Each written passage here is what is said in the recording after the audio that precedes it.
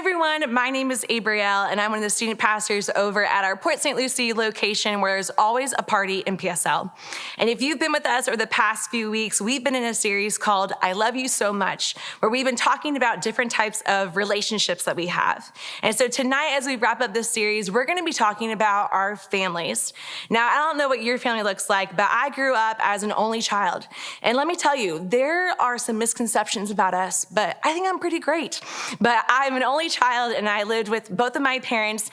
We didn't have any pets, and so because it was just me, I had a lot of imaginary friends. Not gonna lie, but I love my parents. They were so consistent in my life, and they still are. We lived right across from our Gardens location, and so I got to actually be at church, honestly, all the time. Whenever there was something going on, I got to be a part of it. But that's because my parents cared about the importance of faith. And so I don't know what your family looks like, but I can tell you that families are important. Family is something that we all have, but sometimes it can look a little different. It can look a little maybe unhappy at times. Maybe there are some of you who love your families and you would never trade them for anything. But then maybe there are some of you who have a tough time with your families and you wish that maybe you were part of a different one. See, family is different, and it's okay to look a little bit different. But wherever you fall on this spectrum of your family, I want to encourage you that every family is important.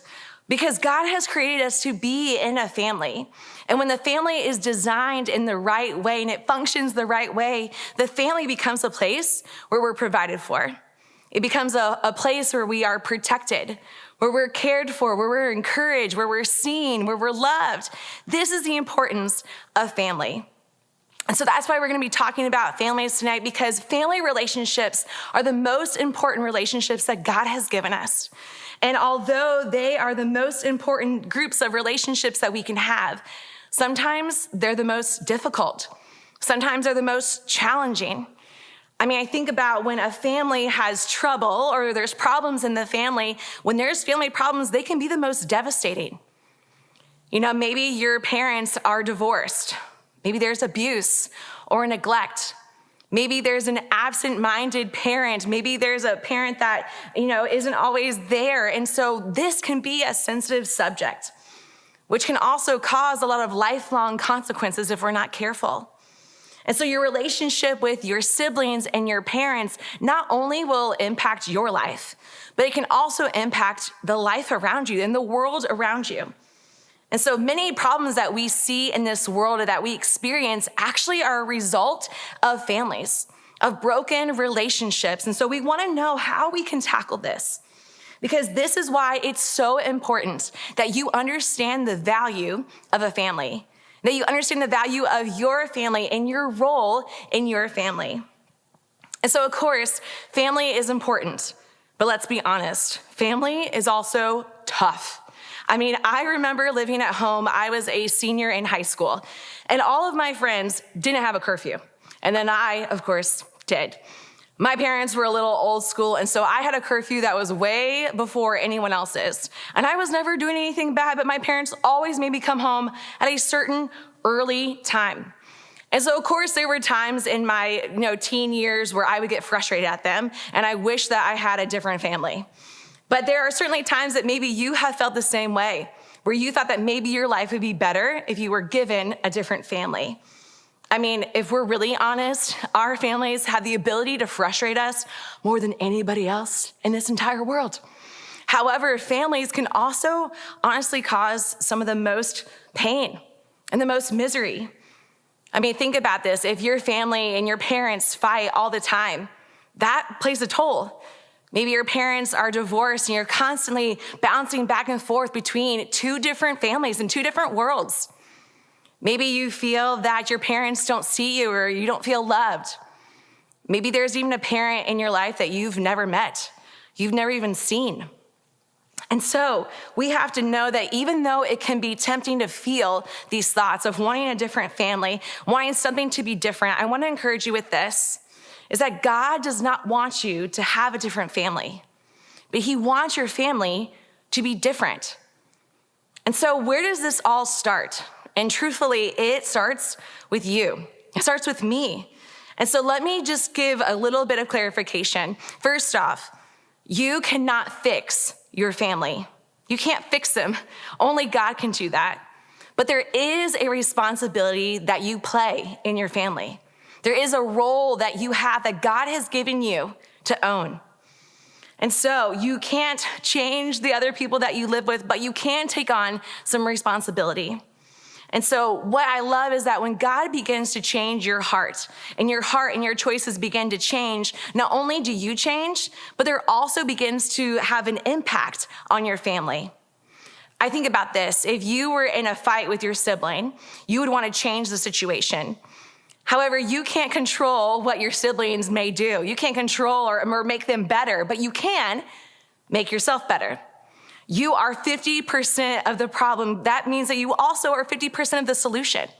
So if you want to work on making the relationship better, start with you. See, reconciliation may take two, but restoration only takes one. I'm going to say that again. Reconciliation may take two, but restoration just takes one. And so we're going to talk tonight about how we can make a difference in our families, how we can actually make some choices that will not just impact our life, but our family as a whole.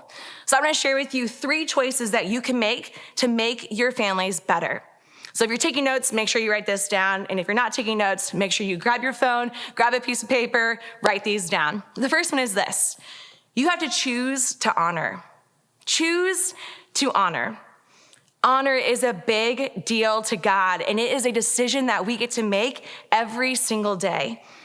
You know, Paul reminds us of this in the book of Ephesians, where he talks about how honor is actually one of the testaments, actually one of the 10 commandments that God gives us. In Ephesians 6, verse 2, he says this. He says, honor your father and mother. This is the first commandment with a promise. And if you honor your father and mother, things will go well for you, and you will have a life long on earth. See, honoring your father and mother isn't just the 5th commandment that God gave us, but it's the first commandment with a promise.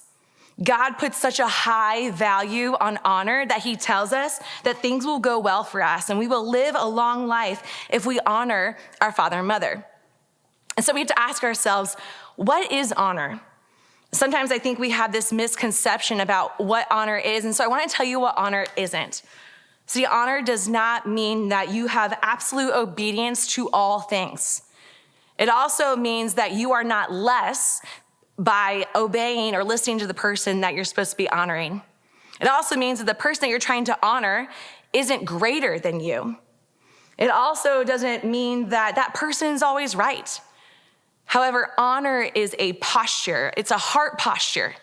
It starts with our attitude, and it can impact our choices.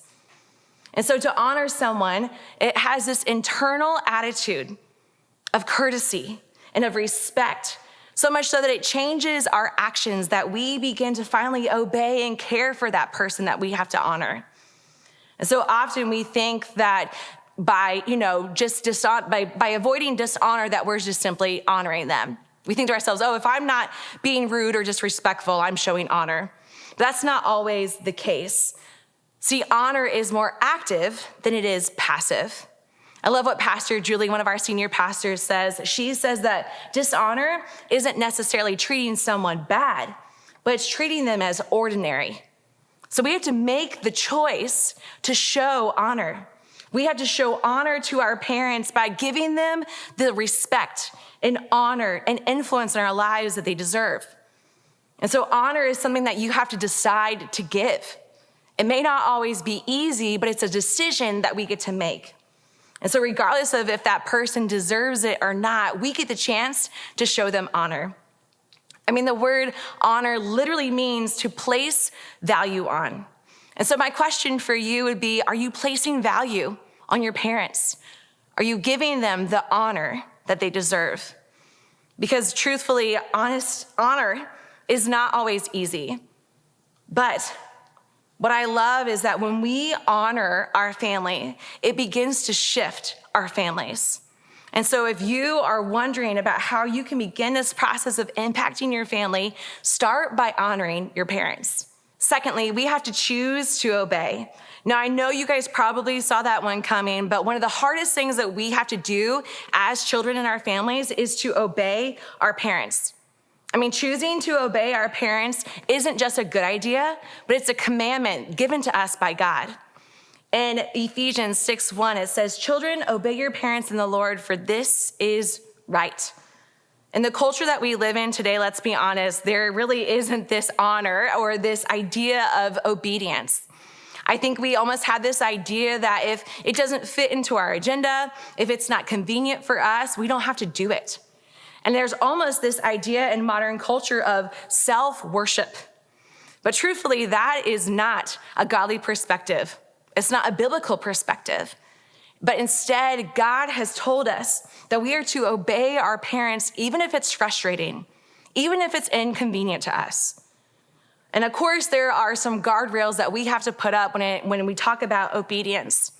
Because if our parents are calling us to sin, if they're calling us to steal or lie or hurt others, then we need to obey God's authority over theirs. But the truth is, I don't really feel like that's most of the issue. I think for most of us, we are choosing to disobey because of our own sin in our life. And so the question really is we have to think about, man, what would my life be like? What would my relationship with my parents be like if I chose to obey? If I chose to just simply obey them? Because the truth is you can't control your parents. You can't control how they're going to speak to you or how they're going to treat you, but you can control how you are going to respond. You can control by how you are going to obey them. And I would encourage you to watch and see how your relationship with your parents change when you just simply choose to obey. Our final choice that we get to make is that we get to choose to serve. Choose to serve. See, if we desire for our families to be different or to be better, we have to have this position and this attitude of a servant. I mean, serving others isn't just something that we do, but it's actually this posture of our hearts. Serving our families doesn't mean that we walk around with a towel on our arm and we're the butler around the house, but instead, it's a way that we get to look for opportunities to help around the house, to help lighten the load, to help carry the responsibility. You know, we take the responsibility and we actually put it into work to make things better. And I would challenge you this week, if you want to give your parents a good shock factor, this is what you should do. You should go to them and ask, hey, how can I serve you? How can I help around the house? And I guarantee you that they will first off be shocked, but they'll also have something for you to do. I mean, think about, maybe you could help your siblings with their homework. Maybe you could do your laundry without being asked. Or maybe you could just simply live out your faith in front of your family. Regardless of what serving may look like in your home, I want to encourage you that by you serving, it will cause a shift and an impact in your house. Regardless of your family, regardless of the role or the age that you may have, we get the opportunity to serve. And Paul says this in 1 Timothy 4:12. He says, "Don't let anyone think less of you because you are young. Be an example to all believers in what you say, in the way that you live, in your love, your faith, and your purity." See, being an example by serving your family actually has the potential to change the relational temperature in your home. I mean, think about this. You have a thermometer, right? A thermometer tells the temperature. However, a thermostat is the one that sets the temperature.